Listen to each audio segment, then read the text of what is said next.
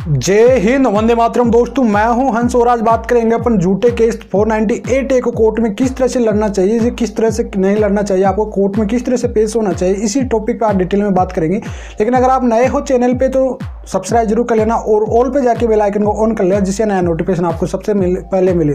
चलिए दोस्तों, होता क्या है कि जब भी आपकी पत्नी आप पे आरोप लगाती है, कोई भी केस 498A का केस आप पे लगा दिए मान लीजिए, तो पुलिस में क्या होता है कि पुलिस थाने में आपकी कंप्लेंट दर्ज हो जाती है। पुलिस क्या करती है कि पुलिस एक आरोपों के बेस पे भी एक पुलिस कंप्लेंट कर देती है, लेकिन कोर्ट होता है जो कोर्ट कभी भी आरोपों पे नहीं चलता, कोर्ट एक सबूतों के तौर पे चलता है। और आपको किस तरह से केस को लड़ना, अगर 498 एक झूठा केस आपकी पत्नी का, काफ़ी लोगों को प्रॉब्लम थी, अब तक किसी ने बताया नहीं होगा इस चीज़ को, लेकिन मैं बता रहा हूँ आपको यूट्यूब पे पहला होगा कि आपको किस तरह से केस को लड़ना चाहिए, किस तरह। तो वीडियो को एंड तक जरूर देखना, क्योंकि ये बहुत ही इंपॉर्टेंट वीडियो होगा आपके लिए।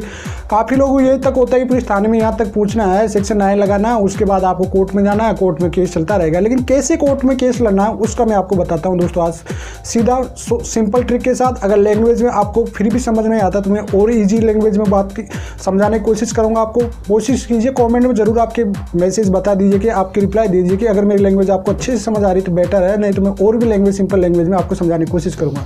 चलिए दोस्तों, जब आपका सेक्शन 9 हो जाता है, मान लीजिए आपकी, मैं सबसेक्स में थोड़ा एक्सप्लेन कर देता हूँ कि इस केस 498 केस लगता है, आपकी सबसे स्टार्टिंग में केस लगता है, तो उस टाइम पे आपकी पत्नी पहले शिकायत करती है, उसके बाद 2 काउंसलिंग का मौका मिलता है।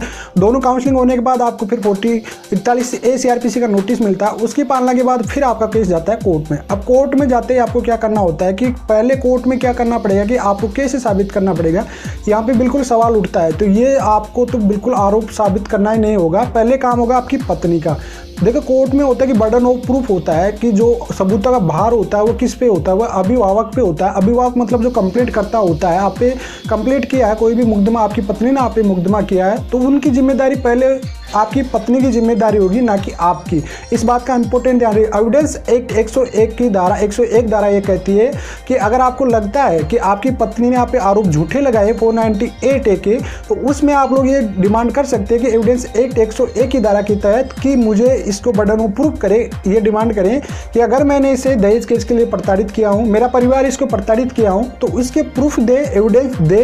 ये पत्नी का काम बनेगा, जब भी आप पे आरोप से अधिक साबित कर पाएगी मैडम। अगर आपकी पत्नी आप पे आरोप लगाए झूठा, तो उसका बर्डन ऑफ प्रूफ का भार होगा वो आपकी पत्नी पे होगा, ना कि आप पे होगा। कोर्ट की ये कहता है। सेक्शन एविडेंस एक्ट की सेक्शन धारा 101 से लेकर 114 तक की धाराएं पूरी मैं सबसेक्शन में नहीं समझा पाऊंगा। अगर आपकी डिमांड होगी तो अगला वीडियो में पूरी 101 से लेकर 114 सेक्शन पे वीडियो बना दूंगा, आपकी डिमांड होगी। सबसेक्शन में मैं छोटी सी इसमें यहाँ पे वीडियो बता देता हूँ कि 101 से एविडेंस एक्ट से धारा लेके 114 तक की जो धाराएं होती है वो पूरा राइट हस्बैंड को देता है। जो पति होता है वो चाहे तो डिमांड कर सकता है कि अगर आपकी पत्नी का, आपकी फैमिली, पिता का नाम, आपकी बुआ का नाम, आपकी सिस्टर का नाम, किसी का भी नाम इंक्लूड की आपकी वाइफ, तो उसमें आप ये डिमांड करें एविडेंस एक्ट के तहत कि हमें ये प्रूफ करने की साबित करे वो पत्नी कि आप पे जो जो आरोप लगाए है उनको पहले उस पत्नी को साबित करना पड़ेगा कि वाकई मेरे साथ मारपीट हुई है, मेरे को ये चीज़ एविडेंस इन्होंने देखा है, जो भी गवाह होंगे। अब आपको पता है कि जब कोई भी झूठा केस होता है तो एक झूठ के लिए 100 झूठ बोलना ही पड़ता है, फिर वो 100 झूठ बहाने बनाएगी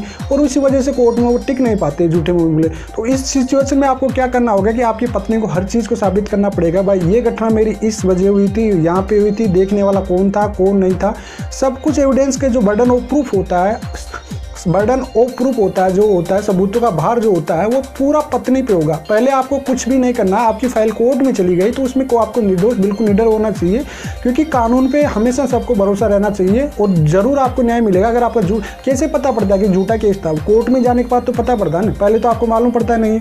क्यों? पुलिस थाने में आपकी कंप्लेंट हो जाती है, लेकिन वो चीज़ कोर्ट में जाके तो साबित होती है कि तो झूठा केस था दहेज का।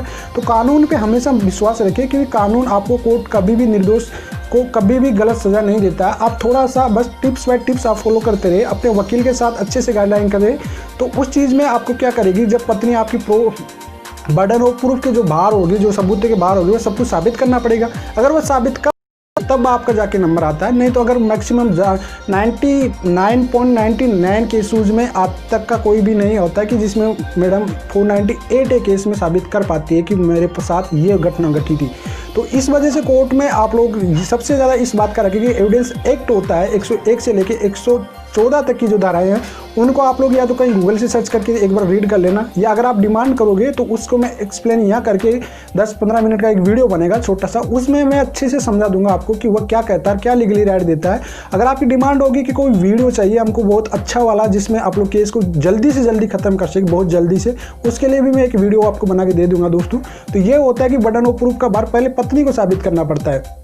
अगर फिर पत्नी ये चीज़ मान लीजिए कि आरोप साबित कर चुकी है, फिर आती है आपकी बारी, अभिभावक की बारी आती है, अभिव्यक्ति की बारी आती है। अभिभावक होता है एफआईआर कंप्लेंट करने वाला और अभिव्यक्ति होता है जो जिसके ऊपर कंप्लेंट हुई है। अब आएगा आपका नंबर। उस सिचुएशन आपको अगर आप कुछ संदेह उत्पन्न कर देते हैं, मान लीजिए अगर न्यायालय में आप लोग मान लीजिए जज के सामने कुछ भी उनके संदेह उत्पन्न कर देते कि ये घटना कुछ कन्फ्यूजेड है, इस तरह का कुछ कन्फ्यूज डाल देते हैं, तो उसका बेनिफिट फिर आपको मिलेगा, ना कि पत्नी को। तो इस चीज़ को हमेशा पॉइंट बाय पॉइंट नोट किया करें आप लोग, हमेशा पॉइंट बाय।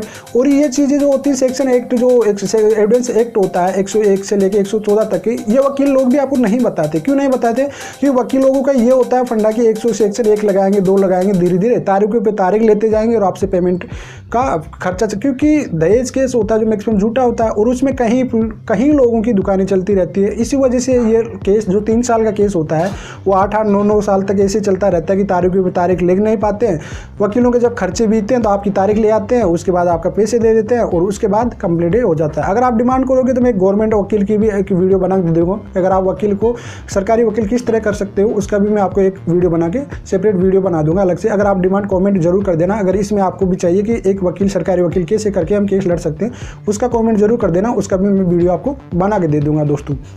तो ये होता है एविडेंस एक्ट की धाराएं 101 से लेकर 104 तक के आपको ये अधिकार देती है कि आप हर चीज़ को प्रूफ करने के लिए बोल सकते हैं और खुद बोल सकते हैं। कोर्ट में देखिए दर्द आपको होता है, वकील होता है जो आपका जरिया बनता है, लेकिन अगर आप में अच्छा टैलेंट है, अच्छा बोलने का, अच्छी समझ है, जिसको दर्द होता है ना उसका दर्द वही तो बयां कर सकता है। तो आप खुद भी बोल सकते हैं कोर्ट में जाके, कोई दिक्कत नहीं है। वकील आपका एक जरिया बनता है कि आपकी बात को रखने के लिए, लेकिन ये आपका अधिकार होता है, आर्टिकल 1 होता है जो आपको स्वेच्छा से बोलने का अधिकार देता है हर किसी के सामने। अगर गलत हो रहा तो डेफिनेटली आप पूरी चीज़ बताइए ना उसको, आपके साथ ये गलत है कि 498 झूठा केस मेरे परिवार मेरे ऊपर, तो डेफिनेटली आप इसकी डिमांड कीजिए कोर्ट में और इसके एविडेंस एक्ट को पूरा धाराओं का सेक्शन का पूरा बेनिफिट लीजिए। आप लोग हर चीज़ को प्रूफ करने के लिए कीजिए कि बर्डन ऑफ प्रूफ साबित करें, आप आरोप का हर प्रूफ मांगे तो डेफिनेटली आपका केस वहीं पे सॉर्ट आउट हो जाएगा, जल्दी से जल्द हो जाएगा दोस्तों। यही फैसला काफ़ी लोगों के साथ होता है कि उनको कोर्ट में जाते ही वकीलों के पास में चला जाता है, पहले पुलिस थाने वाले पुलिस वाले परेशान, उसके बाद कोर्ट में वकील परेशान करते रहते हैं। तो इस वजह ये वीडियो आपके लिए बहुत ही इंपॉर्टेंट था। अगर आपकी कोई क्यूरी रह रही है अभी भी माइंड में किसी भी तरह की, तो कॉमेंट में ज़रूर बता देना दोस्तों, उसी पे टॉपिक में मैं अगला वीडियो आपको बना के दूंगा दोस्तों। जय हिंद, वंदे मातरम दोस्तों।